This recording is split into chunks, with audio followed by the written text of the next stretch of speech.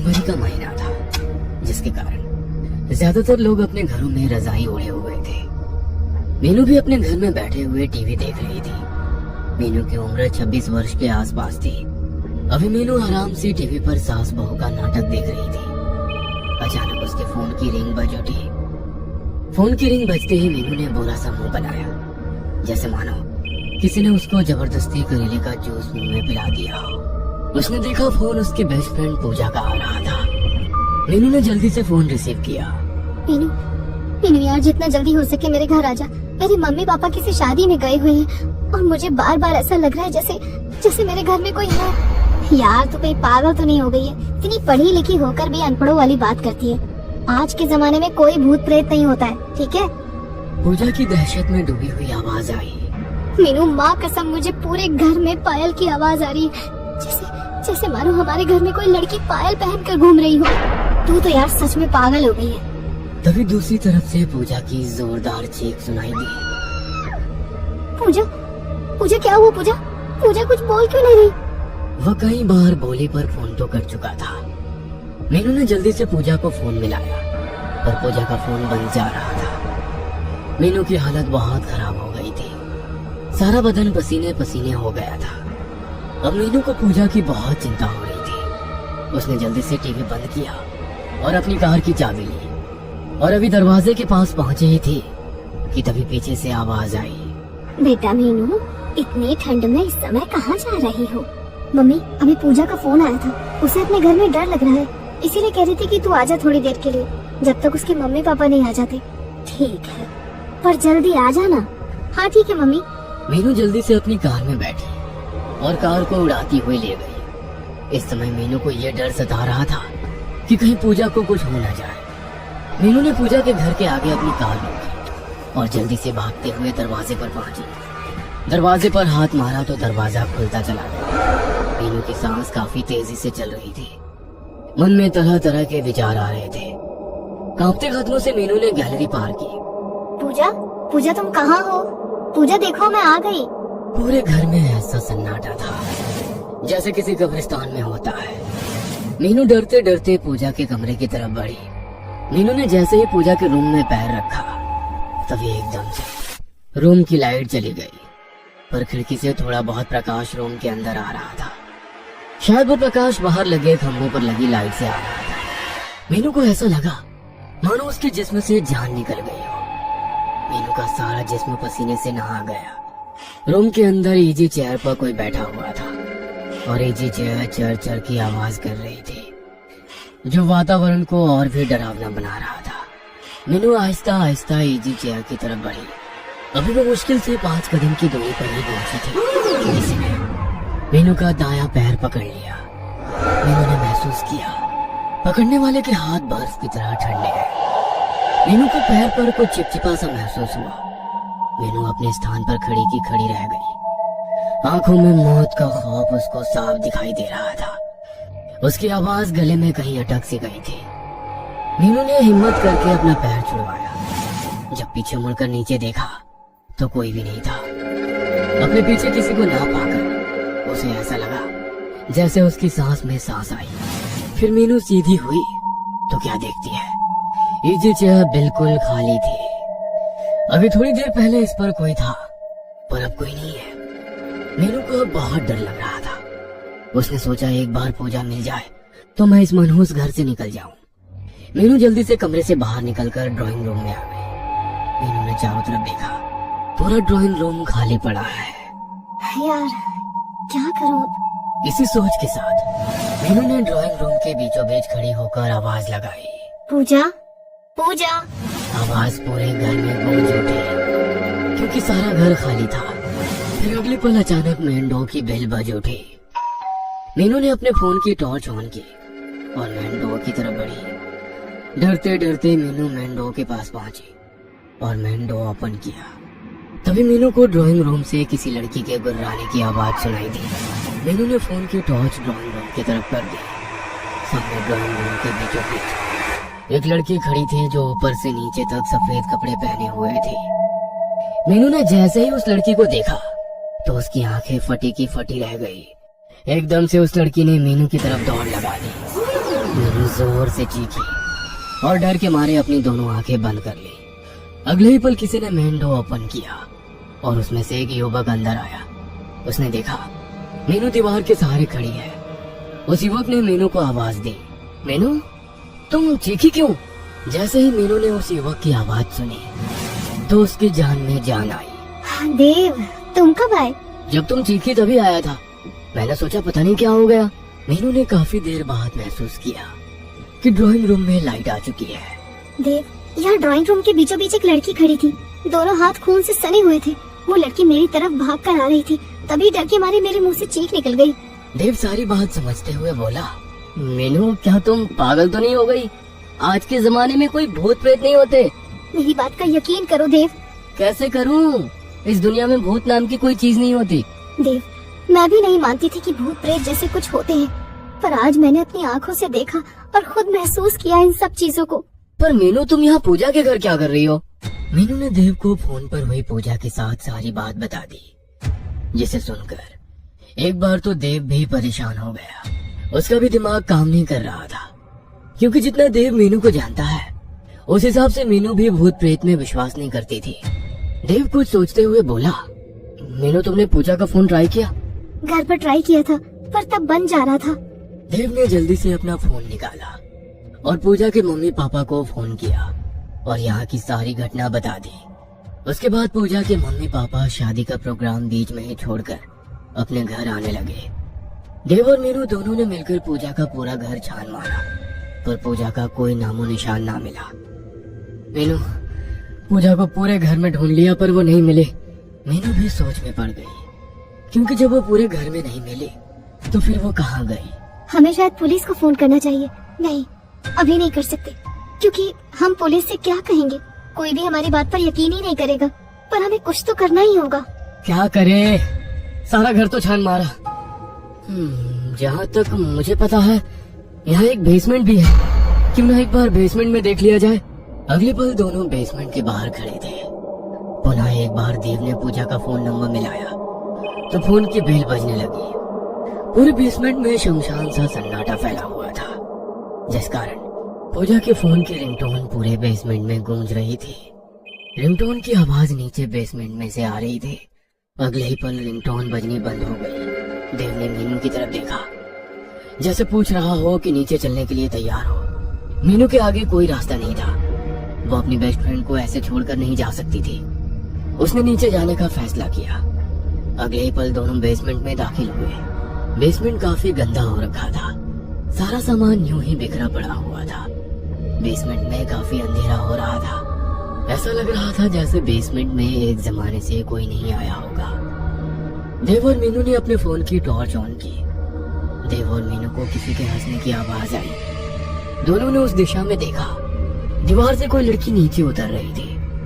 अंधेरा काफी होने के कारण देव व मीनू को साफ दिख नहीं रहा था। उसने सफेद कपड़े पहन रखे थे।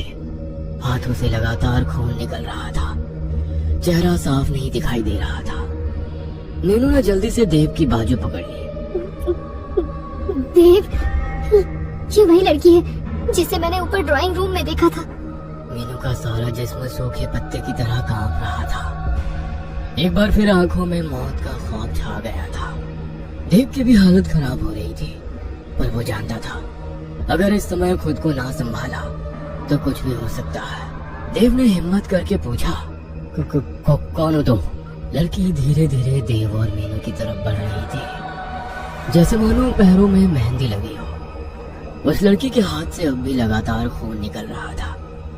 जैसे जैसे लड़की दोनों के करीब आ रही थी, वैसे वैसे दोनों को अपनी सांसें रुकती से महसूस हो रही थी। देव ने फिर हिम्मत करके पूछा, कौन हो तुम? ये मेरा घर है, तुम सब मेरे घर से निकल जाओ। ये घर मेरी दोस्त पूजा का है। अगर 1 मिनट में तुम मेरे घर से नहीं गए तो अपनी मौत के खुद जिम्मेदार होगी। हम इस घर से कहीं नहीं जाएंगे। लड़की ने इस प्रकार दोनों हाथ उठाए जैसे कुछ कर रही हो। अगले पल एक लकड़ी की कुर्सी उड़ते हुए देव और मीनू के सिर पर जा लगी। दोनों नीचे फर्श पर जा गिरे। दोनों ने जैसे ही अपना अपना फोन उठाया, अगले ही पल एक तेज धार चाकू उड़ता हुआ सीधा देव के फोन वाले हाथ में लगा। चाकू देव के हाथ के आर पार हो गया। देव अपना हाथ पकड़कर तड़पने लगा। उसके हाथ से खून निकल रहा था। देव ने तड़पते हुए कहा, मीनू जल्दी से फोन की टॉर्च बंद करो। मीनू ने जल्दी से फोन की टॉर्च बंद की और देव का हाथ पकड़कर सीढ़ियों की तरफ भागी। देव हाथ में चाकू लगने के बावजूद भी लगातार भागे जा रहा था, क्योंकि उसे पता था बेसमेंट में एक पल भी रुकना अपनी मौत को न्योता देने के बराबर है। देव व मीनू को अपने पीछे सामान फेंकने की आवाज आ रही थी। दोनों में से एक ने भी पीछे मुड़कर देखने की कोशिश नहीं की। ऊपर आते ही दोनों को अपनी उड़ती हुई सांसों को काबू करने में 2 मिनट का समय लगा।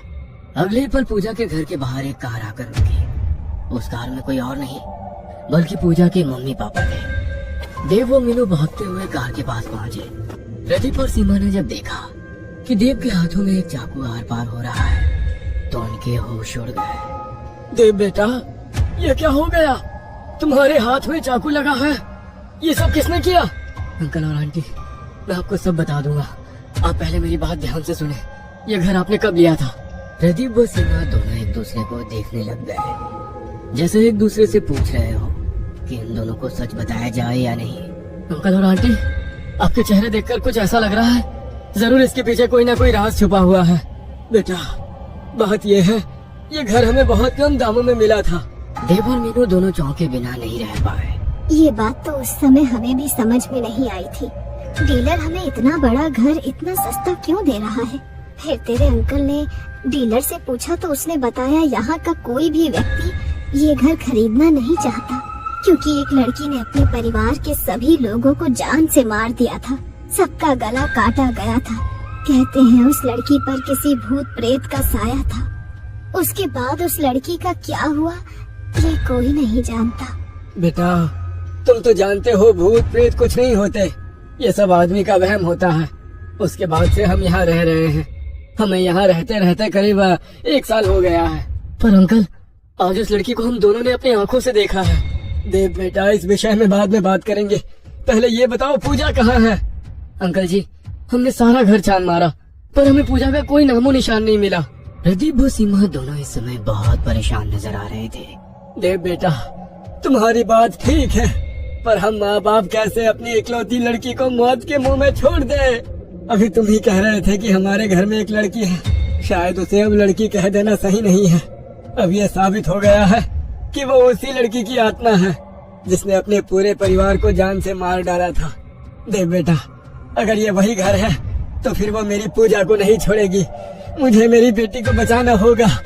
प्रदीप व सीमा दोनों अपने घर के अंदर घुस गए और दोनों जोर जोर से अपनी बेटी पूजा को आवाज देने लगे। पूजा, पूजा मेरी बेटी, तुम कहाँ हो? देव व मीनू बाहर ही खड़े थे। देव ने अपने हाथ से चाकू निकाल लिया था। देव, हमें भी अंकल आंटी जी के साथ रहना चाहिए। कहीं वो आत्मा अंकल और आंटी जी पर हमला न कर दे।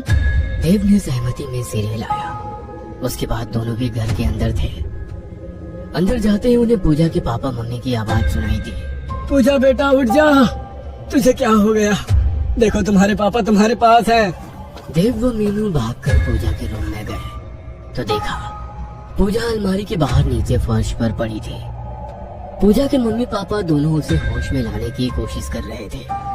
देव व मीनू को थोड़ी राहत मिली। दोनों जल्दी से भागकर पूजा के पास गए। भगवान का बहुत बहुत शुक्र है जो पूजा हमें सही सलामत मिल गई। अभी देव कुछ और कहना ही चाहता था कि छत पर लगा पंखा फर्श पर गिर गया। चारों एक साथ चौंके। अंकल, हमें जल्दी से पूजा को घर के बाहर निकालना होगा, वरना यह आत्मा हम में से किसी को भी नहीं छोड़ेगी। प्रदीप कुमार ने जल्दी से पूजा के बेहोश शरीर को उठाया और ड्राइंग रूम की तरफ चल दिया। बाकी तीनों भी प्रदीप कुमार के पीछे पीछे चल दिए। अभी प्रदीप कुमार ड्राइंग रूम में दाखिल हुए ही थे कि पूरे ड्राइंग रूम में अंधेरा हो गया। प्रदीप कुमार अपनी जगह पर ही खड़े हो गए। पीछे से आ रहे देव व मीनू ने अपने फोन की टॉर्च ऑन करने की सोची तो अगले ही पल कुछ देर पहले वाला सीन याद आ गया। पर सीमा देवी ने अपना फोन निकाला और अपने पति की तरफ बढ़ गई। देव ने जैसे ही देखा पूजा की मम्मी टॉर्च ऑन करके ड्राइंग रूम की तरफ बढ़ रही है, वह जल्दी से पूजा की मम्मी की तरफ भागा। सीमा और प्रदीप के बीच 10 कदम का फासला रह गया था। तभी तीनों को मीनू की दर्दनाक चीख सुनाई दी। देव जल्दी से मीनू की तरफ भागा मीनू नीचे फर्श पर घुटनों के बल बैठी हुई थी। देव ने फोन की टॉर्च ऑन की और मीनू को देखा तो उसके मुंह से एक चीख निकल गई, क्योंकि मीनू के ठीक कमर के बीचों बीच एक चाकू घुसा हुआ था। देव को समझने में देर नहीं लगी कि इस बार आत्मा किसी को भी नहीं छोड़ेगी। देव ने मीनू को उठाया और ड्राइंग रूम की तरफ बढ़ गया। पूजा के मम्मी पापा ड्राइंग रूम पार करके गैलरी में अभी पहुंचे ही थे कि सारी गैलरी में आग लग गई। प्रदीप ने पूजा को उठाया और गैलरी पार कर ली। उसके बाद सीमा भी पूजा के पास आ गई। दोनों माँ बेटी दरवाजे के पास थी। तभी प्रदीप कुमार बोले, पूजा की मम्मी, तुम यहाँ पूजा का ध्यान रखो, मैं देव की मदद करता हूँ मीनू को लाने में। प्रदीप कुमार जल्दी से मीनू के पास पहुंचे और देव की मदद करने लगे ताकि जल्दी से इस मनहूस घर से निकल सके। अभी तीनों ड्राइंग रूम पार करने वाले थे। सारी ड्राइंग रूम में खून ही खून पड़ा था, जबकि गैलरी में आग जलनी बंद हो गई थी। सारे ड्राइंग रूम में भयानक आवाजें गूंज रही थी, जो वातावरण को और भी खौफनाक बना रही थी। अगले ही पल तीनों के चेहरे का रंग एकदम सफेद पड़ गया, जैसा किसी जहरीले सांप ने काट लिया हो। देव बेटा, थोड़ा जल्दी करो। तीनों जल्दी जल्दी दरवाजे पर पहुंचे। प्रदीप कुमार ने देखा कि सीमा और पूजा दरवाजे पर नहीं थे। प्रदीप ने सोचा शायद दोनों माँ बेटी घर से बाहर निकल गई होंगी। फिर तीनों जल्दी से दरवाजे से बाहर निकल गए। तीनों की सांस में सांस आ गई थी। तीनों को ऐसा लग रहा था जैसे उन्हें दूसरा जीवन मिला हो। प्रदीप ने पूरे रोड पर नजर दौड़ाई। दूर दूर तक न चिड़ी का बच्चा दिखाई दे रहा था। प्रदीप जल्दी से घर के अंदर गए। ड्राइंग रूम के अंदर सीमा बेहोश सोफे पर पड़ी थी। पूजा दरवाजे के पास बेहोश पड़ी थी। उसने जल्दी से पूजा को घर से बाहर निकाला और दोबारा घर के अंदर घुस गया। ड्राइंग रूम के अंदर जाने के बाद सोफा से सीमा को उठाया और जल्दी से दरवाजे पर पहुंच गया। देव और मीनू दरवाजे के बाहर खड़े थे। अंकल जी, जल्दी से बाहर आ जाइए। प्रदीप ने जैसे ही दरवाजा खोलना चाहा, पर दरवाजा नहीं खोला। प्रदीप दरवाजे को पीटने लगे। मीनू और देव भी बाहर से दरवाजा खोलने की पूरी कोशिश कर रहे थे। देव, अभी तक दरवाजा ठीक था, एकदम से अचानक कैसे जाम हो गया ये, जो खुल ही नहीं पा रहा है। तभी गैलरी में एक लड़की की आवाज गूंजी, ये मेरा घर है, जो भी मेरे घर में आएगा वो सीधा ऊपर जाएगा। अगले ही पल सारे घर में आग लग गई। सारा घर होलिका की तरह जलने लगा। 1 महीने बाद पूजा ने अपना पुराना घर, जहाँ उसके मम्मी पापा की डेथ हुई थी, वो घर हमेशा हमेशा के लिए छोड़ दिया था। पूजा का बहुत बुरा हाल हो गया था। अब पूजा एक फ्लैट में रहती थी। पूजा के पापा का खुद का बिजनेस था, जिसे अब पूजा खुद देख रही थी। पूजा मम्मी पापा के डेथ के बाद पूजा लगभग 10 दिन तक मीनू के घर रही थी। पूजा ने काफी मना किया था, पर मीनू के मम्मी पापा नहीं माने, क्योंकि पूजा के मम्मी पापा के सिवा उसका कोई नहीं था। कुछ एक रिश्तेदार थे, सब आए और चले गए। पूजा के साथ मीनू और उसका परिवार था, जो पूजा के इस बुरे समय में उसके साथ थे। देव ने भी काफी हद तक पूजा की संभालने में मदद की थी। पूजा के मम्मी पापा के डेथ के अगले दिन ही पुलिस आई थी। देव ने सब कुछ बता दिया था। पुलिस ने देव का बयान दर्ज करके फाइल बंद कर दी थी। देव और मीनू पूजा से मिलने अक्सर उसके फ्लैट पर जाते थे, ताकि वो अपने मम्मी पापा के दुख से बाहर निकल सके। 10 मार्च को पूजा का जन्मदिन था। वह जन्मदिन बिल्कुल भी नहीं मनाना चाहती थी, क्योंकि उसके मम्मी पापा को गुजरे 1 महीना बीत गया था। मीनू के मम्मी और पापा ने पूजा का जन्मदिन मनाने की बात कही, जिससे पूजा टाल नहीं सकी। सब लोग इसलिए पूजा का जन्मदिन मनाना चाहते थे, ताकि पूजा को उसके मम्मी पापा की कमी महसूस ना हो। पूजा को कहीं ऐसा ना लगे कि वो इस दुनिया में अब अकेली है। रात के 8 बजे पूजा ने केक काटा और बारी बारी सबको थोड़ा थोड़ा केक खिलाया। केक काटते समय पूजा की आंखों में आंसू आ गए थे। शायद उसे अपने मम्मी पापा की याद आ गई। 10 बजे तक सबने खूब नाच गाना किया। फिर 10:30 बजे सब लोग अपने अपने घर चले गए, केवल मीनू को छोड़कर, ताकि वो पूजा के साथ मिलकर उसका काम में हाथ बटा सके। पूजा सिंक में बर्तन धो रही थी और मीनू बर्तन को कपड़े से साफ कर रही थी। पूजा खुश दिखाई दे रही थी कि उसे मीनू जैसी दोस्त मिली, जो उसके बुरे समय में भी उसके साथ खड़ी है। पूजा के चेहरे पर खुशी थी कि इतने सारे लोग उसके लिए आए थे। मीनू यार, तुम और तुम्हारा परिवार कितना अच्छा है, जो मुझ जैसी लड़की को भी अपनी लड़की की तरह प्यार करते हैं। सच बोलूं तो मैं सोच ही रही थी कि मम्मी पापा के बाद जिंदगी कैसे काटूंगी, पर अब मुझे किसी बात का गम नहीं है। मेरी बहन, हम सब तेरे साथ हैं। इसी को तो दोस्ती कहते हैं। पूजा बातें करते करते बर्तन धो रही थी कि अचानक उसके मुंह से एक जोरदार चीख निकली। मीनू ने उसे पकड़कर झंझोड़ा। पूजा, पूजा क्या हो गया? तुम इतनी जोर से क्यों चीखी? पूजा ने अपने दोनों हाथ ऊपर किए, जिसे देखकर मीनू की भी चीख निकल गई, क्योंकि पूजा के दोनों हाथ खून से सने हुए थे। कोई नुकीली चीज बर्तन साफ करते समय चुभ गया था। अगले ही पल फ्लैट की लाइट चली गई। दोनों पहले ही डरी हुई थी और अब कुछ ज्यादा ही डर रही थी। तभी फ्लैट का दरवाजा खुला और एक साया अंदर आया। एक डरावनी आवाज उसके मुंह से निकली, आई एम बैक। हमें छोड़ दो प्लीज। हाँ, हमने तुम्हारा क्या बिगाड़ा है? हमें छोड़ दो। साया धीरे धीरे दोनों की तरफ बढ़ रहा था। उसके हाथ में 2 चाकू थे। पूजा और मीनू का दिमाग जैसे जाम हो गया। दोनों अपनी जगह से हिल भी नहीं पाए। अगले ही पल साया उनके बिल्कुल पास आ गया। उसने दोनों चाकू से पूजा और मीनू के पेट पर घोंप दिया। दोनों के मुंह से खौफनाक चीख निकली और दोनों नीचे फर्श पर गिर गई। अगले ही पल पूरा फ्लैट लाइट से जगमगा गया। पूजा वो मीनू ने अपने पेट पर हाथ मारा तो देखा पेट पर एक छोटा सा भी निशान नहीं था। पूजा और मीनू ने एक दूसरे को देखा। जीवित देख दोनों की सांस में सांस आई। अगले ही पल फ्लैट में एक आवाज गूंजी, तो दोनों को कैसा लगा डर? पूजा और मीनू ने जब देखा तो आंखें फटी की फटी रह गई। सामने देव खड़ा था। क्या तुम्हें ही आता है ये सब करना? मुझे सब पता चल गया। तुमने कैसे अपनी मम्मी पापा को मारा। पूजा, पहले तुमने मीनू को फोन किया, उसके बाद तुमने मुझे यकीन दिलाया कि आत्मा सच में होती है, और सच में मुझे यकीन भी हो गया। तुमने अपनी मम्मी पापा को ऐसे मारा जैसे मानो किसी आत्मा ने उन्हें मारा हो। तुमने मुझे इस बात का गवाह बनाया ताकि मैं पुलिस को बता सकूं कि ये सब किसी आत्मा ने किया है। मुझे बस ये बात जाननी है कि तुमने क्यों अपने सगे माँ बाप को मारा। पूजा बोलो। मेरे बाप ने अपनी रखैर के साथ मिलकर मेरी माँ को ऐसे मारा कि सबको लगे ये सब एक दुर्घटना है। मेरी मम्मी ने छत से कूदकर खुदकुशी की। ये बात मेरे बाप ने साबित कर दी, क्योंकि जिस दिन मम्मी की डेथ हुई उस दिन मेरा बाप शहर में ही नहीं था। लेकिन पूजा, तुमने 3 साल का समय क्यों लिया ये सब करने के लिए? पूजा की आंखों में आंसू आ गए। बात दरअसल ये थी कि 2 महीने पहले रात 1 बज रहा था।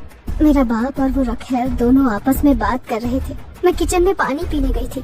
आते समय वो दोनों आपस में बातें कर रहे थे कि उन्होंने मेरी मम्मी को कैसे छत से धक्का दिया। उसके 3 महीने बाद मेरे बाप ने अपनी रखैर से शादी कर ली। मैंने एक लंबी योजना बनाई। छत से जो पंखा गिरा उसके नट बोल्ट ढीले कर दिए थे। घर में गैस का सिलेंडर खुला छोड़ा था। जब तुम दोनों घर से बाहर गए, पापा मेरी सौतेली माँ को लेने अंदर आए, तभी आग लगी। मैंने उसी समय जलती तीली उन पर फेंक दी। मैं ही चुड़ैल बन जाती थी और तुम्हें डराया था। जो चाकू मैंने तुम्हें मारे उसके लिए मैं माफी मांगती हूँ। देव, अगर तुम्हें लगता है कि हमने कुछ गलत किया है तो तुम पुलिस को बता सकते हो। तुम दोनों ने मिलकर अच्छा ड्रामा किया। तुम दोनों फ्रेंड्स का तालमेल गजब का था। पूजा, तुम्हारे पास क्लोरोफॉर्म वाला रुमाल था। तुमने सीमा को बेहोश किया ताकि वो घर के भीतर रहे, और तुम्हारे पापा जब उनको लेने अंदर जाए तब तुम आग लगा दो। तुम दोनों ने परफेक्शन के साथ पूरा घटनाक्रम को क्रियान्वित किया। उस समय मुझे समझ में नहीं आया, लेकिन फिर धीरे धीरे सब समझ गया। देव ने एक नजर दोनों को देखा और जेब से फोन निकाला। मीनू और पूजा दोनों देव को ही देख रहे थे। देव ने फोन मिलाया। कितनी जल्दी आओगे? अगले ही पल देव ने फोन काट दिया। अगले ही पल दरवाजे से एक आदमी अंदर आया। सर, ये आपका पिज्जा। अरे अब हम तीनों दोस्त हैं, फिर मैं कैसे तुम्हारा साथ नहीं दूंगा? हाँ? दोनों ने देव को गले लगा